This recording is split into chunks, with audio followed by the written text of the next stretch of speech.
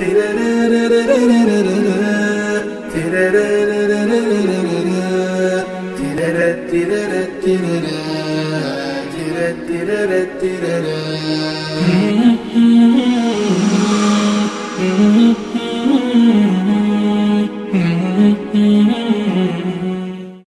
الله الرحمن الرحیم.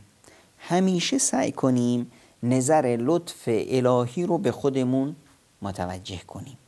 اگر خداوند نظر لطف شامل حال ما شد دیگه هیچ مشکلی نداریم. نظر لطف خداوند شامل حال زن بدکاره فاحشه‌ای شد چون یک سگی رو آب داد بردش بهشت. آقایی میرفت تو راه، یک خاری روی سر راه افتاده بود، اینو زد کنار. نظر لطف الهی شامل حال شد، رفت بهشت.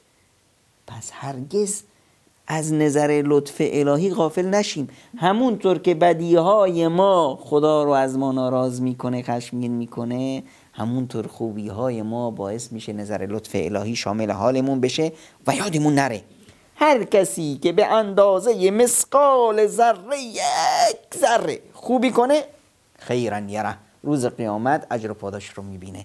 و هر کسی که به اندازه مثقال ذره شر رو بدی بکنه، شرا یره، بدیش هم به دودش به چشمش میره.